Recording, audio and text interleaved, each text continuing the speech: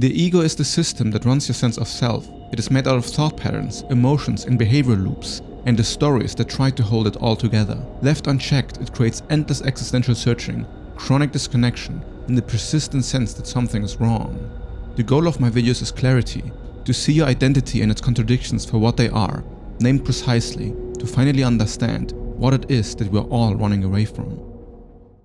Reality can be absolutely horrifying, and becoming aware of how horrifying it can be is destabilizing for your sense of identity. You might have had a traumatic event in your life that opened you up to how miserable things can truly get. And if I think about war, for example, like what people have been going through for 4 years now in approaching the 5th year in Ukraine, for example, or what is happening in Iran and in Gaza, and so many horrible lives just being created and destroyed ad nauseum. Like if you look at these drone videos where they kill Russian soldiers, there are like hundreds of these videos being released every day. And if you truly start to get a sense for the immensity of suffering that is present at all times, stuff starts to feel quite bleak. And you have to wonder, is this really worth it? Or even worse, is the universe actually evil? Have we just spawned into a weird playground where, the demons have won and just can commit atrocities to each other with no consequence? Because in this world, the ego seems to actually win. You can just look at the president of the United States of America. Like he is the biggest embodiment of pure ego, and he's kind of like a reflection of a society that has valued greed and corruption and self-aggrandizement and illusion and lies as the highest good, and now is dragging the world with him, which, to be honest, feels like a sort of awakening, right? Because, okay, so this is how things always have been, and now people are waking up to the fact, just that he is like the biggest example of how ego corrupts everything and how it destroys other people's livelihood for their own benefit. So the word evil has a lot of religious connotations, moral connotations, ethical connotations. I mean, of course, that's what the word means. But when I say evil, I don't mean some grand cosmic evil that exists out there. But evil is ignorance. It's when you hurt somebody else and you believe that their hurt isn't real. So that's the only way the ego actually can do all of this stuff. So if you remove a ton of people off healthcare and then use this money to make people who have enough money even richer, you are basically empathizing with your own like demographic and then rejecting everybody who is not like rich like you. And in this way, you're assuming that there's not really a consequence because your tribe isn't affected. And that's what the ego does. It separates each other. Like we separate each other through the sense of ego. But in truth, like just as a factual observation of what reality is like, you are hurting consciousness. You're hurting awareness. And you are consciousness and awareness. You have come into existence without any choice, like without any conscious choice, at least from the position that you're in right now. You're just here. But whatever laws of physics of the universe made it possible for you to be aware and exist, they are going, like these laws are going to exist no matter what happens to your life. Like if you die, or if you keep living for 500 years, like if this entire planet explodes, this entire universe implodes, there's not really a reason to believe that whatever created life in the first place is going to keep creating life. So from this position, it is very irrational to assume that we're all one, that everything that you see and perceive is just one consciousness or one awareness interacting with itself. And if you drop the sense of egoic self-narrative and you merge into awareness, like you become more aware of how everything is deeply interconnected all the time, then the idea of hurting somebody else becomes very much like hurting yourself. And it becomes kind of stupid to do. And you can come up with the idea of a hive mind. Like imagine if you are a conscious being that isn't just in your body, but in all bodies simultaneously and can experience all bodies simultaneously. You can, for now, to make it simple, just include humans here. Like imagine you are all humans at the same time. Now it seems utterly stupid to create, discoherence in the system and hurt each other because, we would see each other as one. And the way I look at humanity is just like this, but except we are separated as illusionary individuals. Like we are dissociated from the whole and believe each other to be just this singular individual. So seeing the reality of the world, like seeing the suffering of the world, connects you to this truth, to this fact of oneness.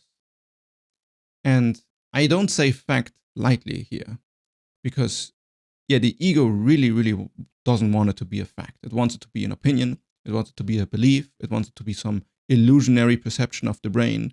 But I find it very, very, just from a logical perspective, if this is one universe and there's one reality and atoms are interacting with each other all the time and interconnecting, and there's one space and we're in space-time, then whatever existence is, it's a tautology. It's a self-defining mechanism that sees itself for what it is. So you are you because you are you. It's just self-defining. So then the awareness of the present moment is like the totality of what existence is. So you being somebody or you existing as something proves the ability for something to exist for all eternity. There's no way you can like create a true void of pure nothingness for all eternity because it already has been disproven by existing as something. So you cannot create true nothingness forever. And then if you contemplate this, then somethingness is like what you are or what we are. There's no way around this.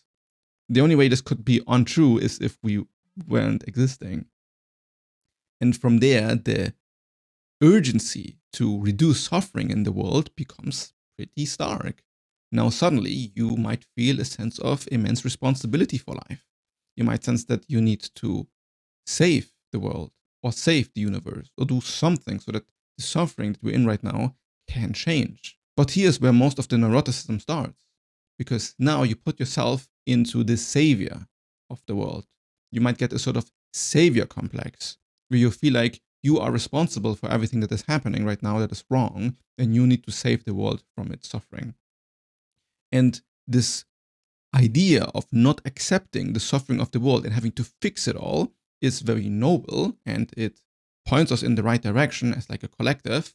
But for you as an individual, what it is actually doing is you are rejecting your own suffering. So you have so much pain and so much baggage in your own mind and in your own identity and in your own ego that it is astronomical in proportions. And if you had some intense dissolution or awakening experience, you can notice how you feel like you are in the entire universe at the same time. Not like in this hive mind sense, but just your own awareness, like your own consciousness bubble starts to expand to proportions that feels like, oh wow, I'm like identical to whatever God would be, just because I am able to be aware of myself. Like this fact that I'm aware of myself is already a miracle.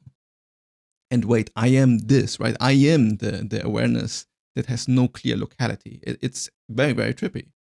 And from there, you have a lot of neurotic sensations. Like you might feel psychotic, you might feel like you're losing your mind, you might feel disconnected from other people, and you might feel that all of this is permanent.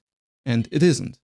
You can move through this stuff and come at a sense of peace when you actually notice all the ways you are not really saving yourself from your own suffering. how you're not accepting yourself for everything that has happened to you, from rejecting the nature of how things are like, just in general. Because, spoiler, you are not going to eradicate all suffering. Like, you as an individual certainly are not. And even saints that we have in our religious architecture, right? We have the Buddha, and we have Jesus, and we have Allah, and all of these very saints. They haven't really made a dent in the suffering of the universe. Like, there's just too many people that exist, and there's just no way you can make truly like a cosmical change to the suffering of this world. Like, just there are like hundreds of people that have died since this video has started in the war in Ukraine. What you can't change that. And the suffering that says I need to change that is actually about your own lack of acceptance of existence. And seeing the reality of the world is seeing the lack of acceptance you have for reality, how it is like. And only when you accept all of existence, all of reality unconditionally, then you're accepting yourself. And then you can actually move through life with peace and tranquility, even if the world is falling apart. There are structural steps that move you from your sense of ego and solid suffering, overthinking identity through accepting awareness. And this is a process that can take 1 year, 5 years, 20 years, 50 years, depending on how are you structured, what teachers do you have, what practices do you do, how much do you really understand yourself and the stuff. And my ego audit is there to help people move through this stuff. I analyze just how are you right now? Like, what is your sense of identity? How is it structured? Where are your attachments? Where do you want to be in your life? Like, what is your sense of purpose? What is your relationship to metaphysics or philosophy and this stuff? And I challenge you to, find where are you, blocking yourself off from deeper understanding. And you can find all the information about how this process works in the description below. There's nothing more important that you can do than this work. It is truly the way to existential liberation and existential freedom without having to fix the entire world. And it takes some time to, really let your nervous system see the reality of what, is being said here. Because the implications are very, very, very big. Like, it's not a joke to realize yourself to be one with all of humanity. It feels like complete and utter madness. And it makes sense that the ego wants to separate itself from this realization because it can be quietly destabilizing, but it can also be extremely liberating and freeing because now you don't have so much burden on your own life, and you don't have this life story that tells you that you need to be somebody important because it's the pinnacle. Like, you're the only form of experience that will ever exist in all of eternity, and if you die, then everything goes off forever. Like, it removes all of this stuff, and it becomes complicated, right? Because I don't want to preach and you to just believe. Like, that's not the point at all. It's exactly the opposite what I want you to do. I don't want you to believe in anything what I'm saying here. It's really about trusting in the psychological process, trusting in that there is a way out of your own existential pain, and then committing to the way out of it. And it requires a lot of open-mindedness. It requires a lot of compassion. And from there, truly incredible things are possible.